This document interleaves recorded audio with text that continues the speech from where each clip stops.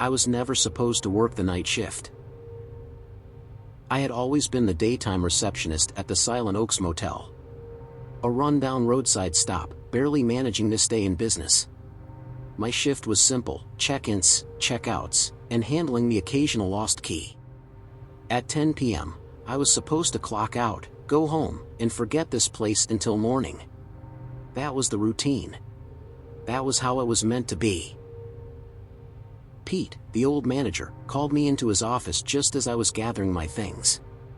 He didn't look at me right away, just fumbled with a set of keys on his desk. His fingers trembled slightly as he pushed them toward me. "You're staying tonight," he muttered, his voice oddly flat.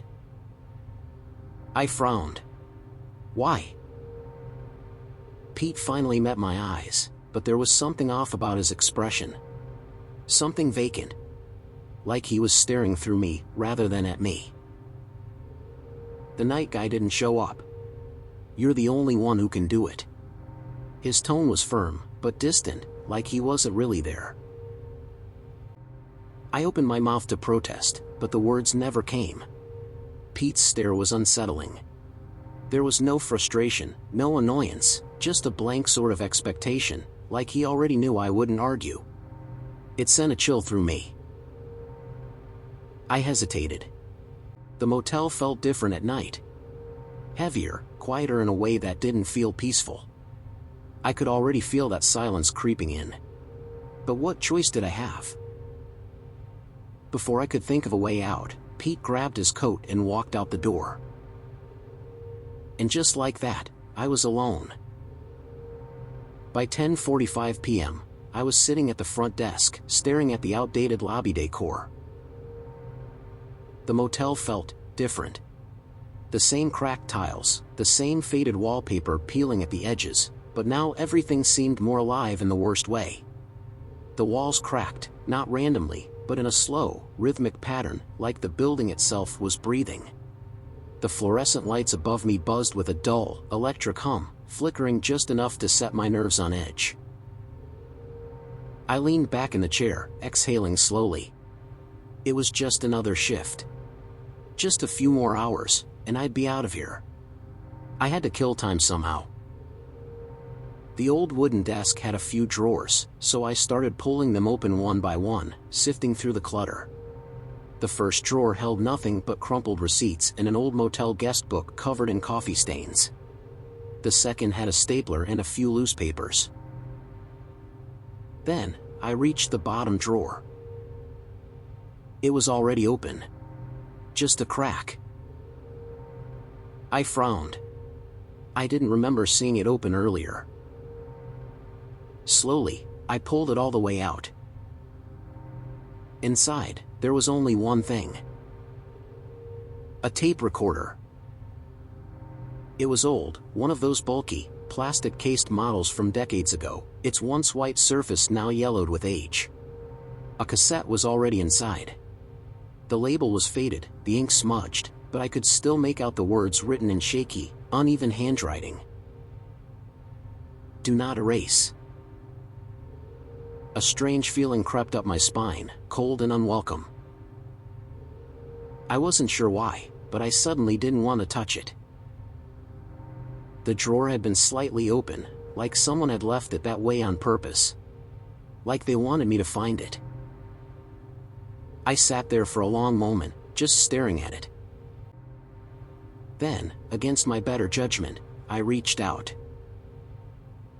My fingers barely brushed the plastic when a gust of cold air rushed past me. I jerked back.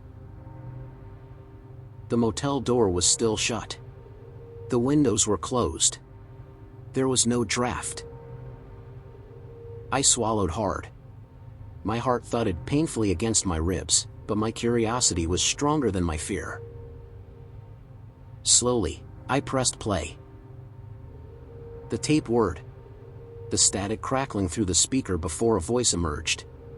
Low, strained, exhausted. "If you're listening to this, that means you're on the night shift."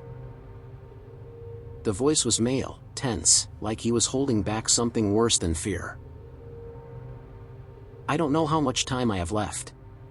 But if someone else gets stuck here, maybe this will help." A pause. The silence between his words felt heavier than the static. "There are things in this motel at night. Things that shouldn't be here." Another pause. The kind that makes you hold your breath. I didn't know the rules. I had to learn the hard way. Then, 3 slow knocks were heard from the tape. The voice on the tape trembled. The first time I heard the knocking, I thought it was a guest. It was past midnight. I went to the door. My stomach clenched. A man was standing outside. Pale. Tall. Wearing a suit. I felt my pulse in my throat. The voice continued. I asked if he needed a room. He didn't answer. I swallowed hard, my throat dry as if all the moisture had been sucked out of the air. A cold feeling crawled up my spine, making my skin prickle. Something about him felt off. Not just the silence, but the way he stood there, unmoving, like he was waiting for something. I should have shut the door. I should have walked away. The thought screamed in my head, a desperate warning, but my hands stayed frozen on the counter. My feet didn't move. Maybe it was curiosity. Maybe it was fear. Either way, I didn't turn away. Instead, I met his eyes. Dark, unreadable, like staring into an empty void. Something about them made my stomach tighten. Still, I forced my voice to stay steady. "Do you need a room?" I asked again. He didn't respond. Not with words. Instead of answering, he smiled. But, when he smiled, it wasn't right. It was too wide, stretching unnaturally across his face. His teeth were too sharp, too white, almost glistening under the dim motel lights. It wasn't the kind of smile people gave when they were happy. It was something else. Something is wrong. He stepped forward. I stepped back. I stepped back again, my hand brushing against the edge of the counter. He stepped in. Too close. Suddenly, he was inches from my face. So near I could see the fine cracks in his lips, smell the faint, metallic scent clinging to his breath. That grin never wavered. His teeth looked sharper now, as if they had grown in the space of a second. I didn't think. I just reacted. I slammed the door shut. My heart pounded as I locked it, my breath coming in short, shallow gasps. For a moment, there was nothing. Silence. Maybe it was over. Maybe he had walked away. Then, scratch. A slow, deliberate sound. Scratch. Like nails dragging against the wood. A whisper of a noise, but somehow louder than anything else in the stillness of the night. And that's when it hit me. If someone knocks after midnight, don't answer. That's the first rule. That's when I learned rule number 1. I thought it was over. I sat behind the counter, heart still hammering, ears straining for any sound beyond the hum of the motel's old ceiling fan. The clock on the wall ticked away, each second stretching longer than the last. Then, at 1:33 a.m., the phone rang. The sudden noise nearly made me jump out of my skin. My pulse spiked. The motel phone rarely rang at this hour. And after what had just happened, I should have ignored it. But I didn't. I answered. That was my second mistake. The moment I lifted the receiver to my ear, I knew something was wrong. The voice on the other end. It sounded like my mother. My stomach dropped. My mother has been dead for 5 years. The voice was soft, distant, layered with static. Like an old, warped cassette tape, "Hello?" I whispered, throat tightening. There was a pause. Then, she said my name. Again. And again. And again. Each time, the same tone, the same inflection. It wasn't a conversation. It wasn't even real. Like a recording stuck on a loop. I gripped the phone, tighter. Knuckles turning white. My breath came out shaky. Then, the voice changed. It dropped lower, slower. And said, "Let me in." A chill ran through me so fast it felt like ice water had been poured down my spine. I hung up. My hands were shaking as I dropped the receiver back onto the cradle. The phone rang again. And again. And again. Each time, the shrill, electronic wail cut through the silence, clawing at my nerves. I didn't pick up. I didn't have to. Because now, I understood. If the phone rings after 1 a.m., don't answer. That's the second rule. That's when I learned rule number 2. The night dragged on. Each second stretching into eternity. The silence pressed down on me like a weight. Thick and suffocating. I sat frozen behind the desk. Too scared to move, too afraid to even shift in my chair. Every sound, the distant hum of the vending machine, the creak of the old motel walls, felt magnified, unnatural. Then, at 3 a.m., the TV flickered. The screen, dead and dark just a second ago, flashed to life with a burst of static. A crackling, broken hiss filled the air, making my skin crawl. I hadn't touched the remote. No one had. But the TV turned on by itself. My breath caught in my throat. The old motel television wasn't even modern, no automatic power on, no smart features. It should have stayed off. But it didn't. At first, I thought it was just static, the white noise swirling in random, chaotic patterns. Then the image sharpened. It was the motel security footage. I frowned, my hands gripping the edge of the desk. The cameras were meant to show the parking lot, the hallways, the back entrance, standard views for security. But something was wrong. The cameras, they weren't showing the parking lot. They weren't showing the hallways either. They were showing me. Not me sitting at the desk. Me, standing outside. Staring at the front door. A sick feeling spread through my chest. My body locked up. I stopped breathing. It was live footage. I was watching myself. But I was here. I was inside. I wasn't outside.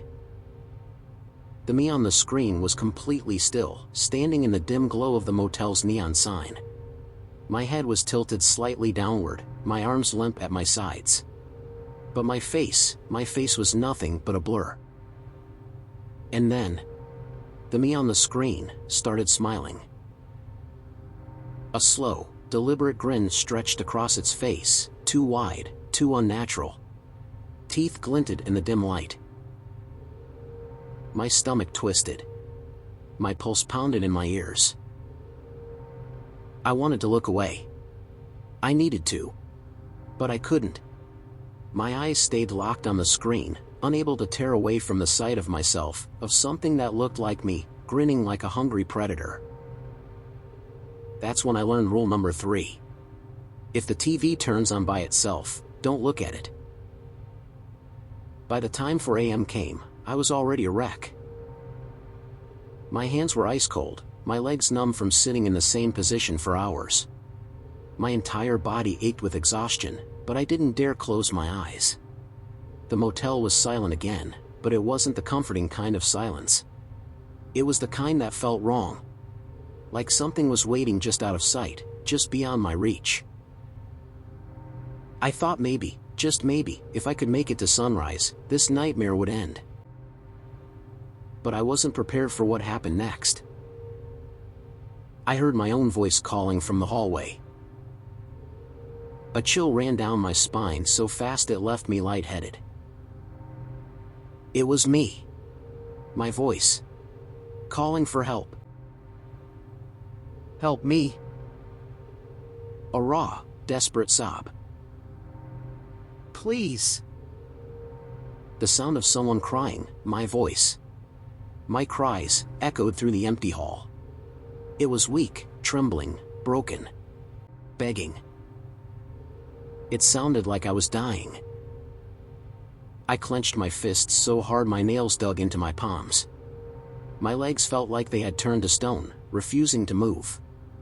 I wanted to run, to find the source of the voice, to help, but I was sitting right here. I knew it wasn't real. But my voice kept crying out. And it lasted for minutes. Agonizing. Torturous minutes of hearing myself sob and plead. Growing more desperate with each passing second. Then, the crying stopped. For a moment, there was nothing. A terrible, suffocating silence. Then, from outside the lobby, I heard the laughter. My own laughter. Low at first, then growing louder. Amused, almost gleeful.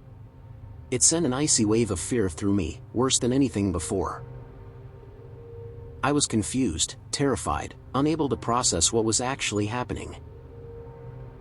I sat there, my breath shallow, my heart hammering. And then, I knew.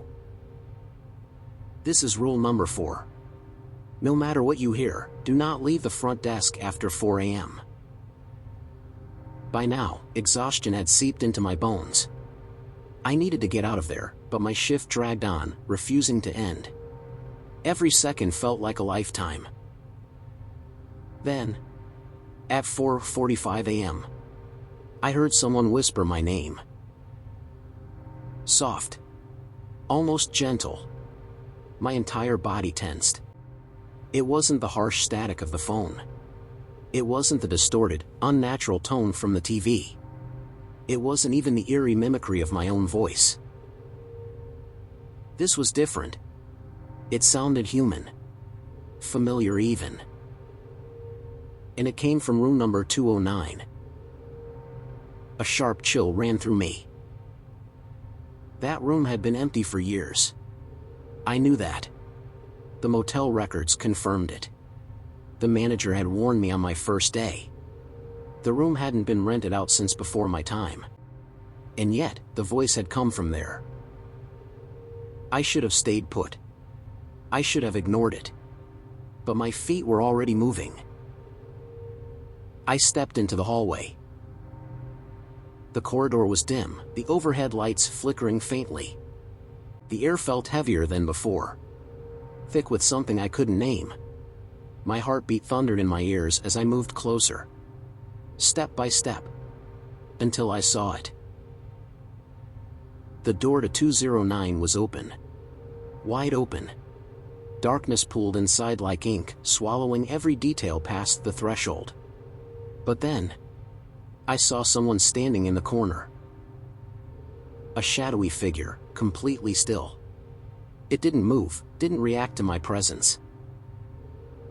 I swallowed, my breath unsteady. The rational part of my brain screamed at me to leave, to turn around, to run back to the front desk and never look back. But something made me stay. I forced myself to whisper, "Who's there?" For a second, silence. Then, it whispered back, "Come closer." The voice was soft, barely audible, like a breath carried on the wind. My breath caught. My chest tightened. Every instinct in my body screamed at me to run. So, I did. I turned and sprinted down the hall, barely aware of my own panicked footsteps echoing against the walls. I didn't stop. I didn't look back. I didn't care who or what that was. I reached the front desk, gasping for air, my hands shaking violently. That's when I learned rule number 5. If you hear your name from room 209, don't respond. I don't know if I'll make it to sunrise, but I need to say this before it's too late. There's a final rule. The most important one. If you're listening to this recording and you hear breathing behind you, don't turn around. The sound of a ragged breath, not from the speaker, but from somewhere close, right next to the microphone. Then, a loud click. The tape ends. I sat there, frozen. The recorder was still in my hand, but my fingers had gone numb. The room was silent. I didn't dare move. The words from the tape echoed in my mind, looping over and over like a warning I had no choice but to obey.